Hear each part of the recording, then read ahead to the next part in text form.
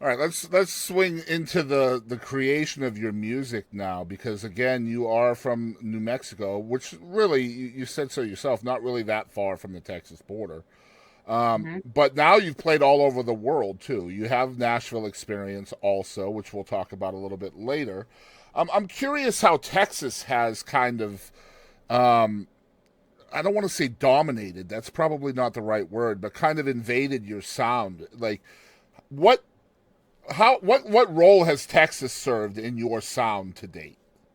Yeah, a lot. And I think that at first I was a little bit worried about being from out of state until I can't remember. I mean, this was, of course, like a decade ago. Someone said, Reckless Kelly's from Idaho, Adam Hood's from Alabama, Turnpike Troubadours is from Oklahoma. Like, it's okay. You don't have to necessarily be from Texas. I thought that was going Right. to be more of a problem than it actually is. People don't really care. I do think early on, a lot of things that I did were kind of checking the Texas boxes, so to not in a bad way. Like I'm not proud of that art, but I had a beer song and a whiskey song and a boot song Mm-hmm. and like and a fishing song. Like I kind of and a hunting song. I kind of like did all those things in order, and I thought that those were things I needed to have. And I think I was right about that. I don't think that there was any shame. It wasn't anything that wasn't still very authentic to me. It was, but Yeah. and it was fun writing those songs and it was fun playing those songs.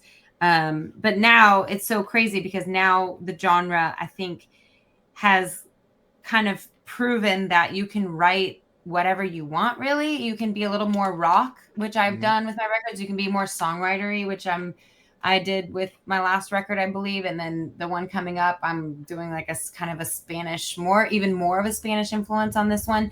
And so I think what Texas has influenced me to do is do what I want and not be limited with barriers, because look at the wide range of sounds we have in this genre. Do It's you do crazy. you feel like traveling the world and having that outside influences too with Nashville, and you've played Europe and all of those things? Do you feel like that has helped with your evolution in your sound as well? Yeah, I mean, I definitely keep things in mind. Like when we played in France for the first time, the songs that they latched onto and loved because they like to line dance. Like, Mm-hmm. when would I have ever thought about a song turning into a line dance? But I sometimes when I write, I got to make sure that I have songs with a fun beat, or even playing where songs can kind of do that polka beat. What's that called? The little shuffle, whatever. People love to do that.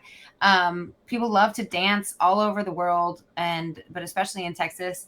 And no matter where I go, people love that I sing in Spanish, which is really crazy because I didn't do it for a long time. I've been doing it for a while on stage now, but early on I didn't really lean into that. And then the more places that I go, the more people love to know that you're a mix of cultures and a mix of Mm-hmm. influences. They like Yeah. to see that.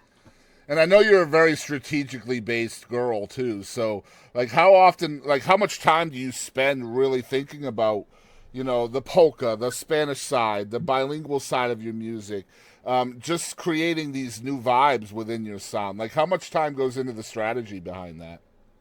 Well, so much time, but I have so many visions that outweigh my time and money. Yeah, yeah, Like yeah. so many ideas that it's like if I had $100,000, like the videos that I would create and the content that I would create, and every time I lay down, I tell my mom like I'm not much of a napper. I would love to be, and I'm tired all the time. But as soon as I lay down, I'm thinking of things I want to do during my show, or videos I would like to shoot, or song ideas. Like my wheels are always turning, and I think that's a good sign because I'm always thinking of the next thing. And I've been kind of conditioned to do that from being, full time by myself doing this for 15 years. But I think it's not slowing down. If anything, it's like speeding up. Yeah. Yeah, I Which feel is like the biggest resource we lack is not necessarily money, but sometimes it's time, right? Just yeah. having the time to do all the things you want. Like for me personally, like just doing interviews, I have a wish list of like 600 artists I want to talk to, and Wow. I'm doing one a week. So like you do the math, right? That's like 10 years. It's a So lot. Yeah. so it's like, man, I need more time. But like at the same time, I don't want to do two a week, right? So now like I've added a fifth every month, right? So that's cool. I can do one a week and then have a special episode every fourth week or whatever. But even then, I'm still doing 60 a year. It's still going to be 10 years just to get through my initial wish list, right? Yeah, So that's crazy. so sometimes time is your biggest lack of resource, and sometimes money, and I'm sure like both of them can work against you at times as well. I Mhm. definitely want to dig into your songwriting too, a lot more, because I know that's really important to you as an artist is writing, and I know you solo write, I know you co-write, so I wanted to hear you talk about kind of the benefits and maybe the lack of benefits, pros and cons, if you will, of writing solo versus having a co-write.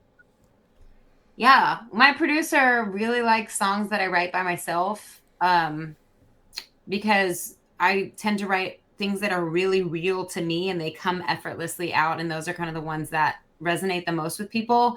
And I found with my producer, her and I co-write really well together. Or I'll get a song. I'm more quantity. Like I'll get songs out and then she'll help me kind of take them apart and put them back together.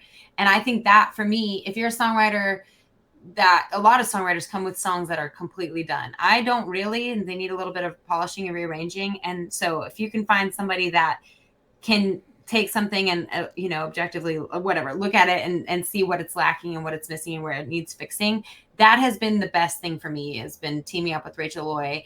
But then if you do find your people, co-writing is so hard, mostly because I don't have a lot of time. So sometimes it's frustrating to go into a room, and if you part of co-writing is sometimes you don't get anything, and that's totally okay, and that's how it should be.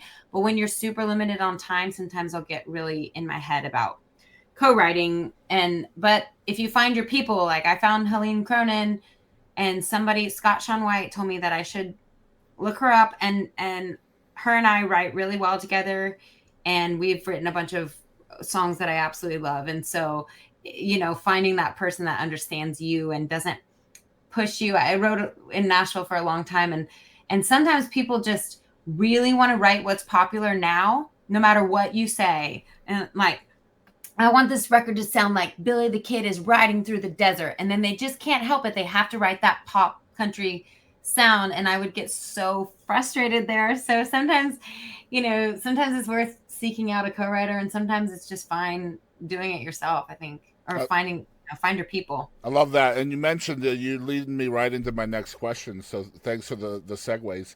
Um, so you talked about your publishing deal a little bit. So again, just for folks out there who may not know this about you, you were on a Nashville publishing deal with Sony for a really long time. What did that experience, or what has that experience taught you about your own sound now? Because you don't sound like Nashville, you never have. So I'm curious what the experiences in Nashville did to help you shape who you are here in Texas. Yeah, I mean, I learned a lot. I was at Sony ATV for 3 years. I learned so much, but the main thing I learned is you show up every day and you write once or twice a day, and you don't be late and you don't cancel, because that and I think just being in the room is so important. And the thing that Nashville has that Texas, we always threaten to write with each other, but we never really follow through with it. And it's like me and Joshua would have been talking about writing a song for 15 years. Like that's insane. We have Yep. not made that work. But in Nashville, you do it, and it's like a job, and you treat it like a job, and it's a muscle that you work. And I think that's the thing that I took away from it the most. I also I mean, I got to write with some of the greatest songwriters like Dean Dillon, Leslie Satcher. I mean, big name Mm-hmm. songwriters. And I think the thing that I took away from that is they're people, they're just people too, that Mm-hmm. I get more starstruck by songwriters than I do Oh my by. God, you have no idea. I am so you. Oh No. man, I am the Wizard of Oz guy, right? Like I'm like, let's tear back the curtain. I want to know where the song came from, not necessarily the voice that made me hear it, but the Mhm. brain that created it, right? And Yep. and I want people to know the name of the brain more than the name of the voice. And so that's why, like, I've talked to Marla Cannon Goodman this year on the Oh yeah, show, cool. and of course Bernie Nelson's another one, and Marty Dotson and Mark Narmore. Like, this is my season right now, so it's so dope. I got Buddy Cannon coming on the show in a couple of months. Good job. Thank you. Yes, I'm so stoked about that, by the way. But yeah, it's all about getting into the brain of the music. Bobby Braddock's going to be on the show. I know you know who Bobby Braddock is. Yeah. Um, Yeah, never wrote with Bobby. That's amazing though. yeah, I'm so That's excited. But It's so dope. And you talked about Scott Sean White. He's been on the show, another fabulous songwriter in Texas that people need to know more about. Um, Incredible. so lyrics versus melody, where does it start for you from the process side of things? Mine have always kind of come at the same time.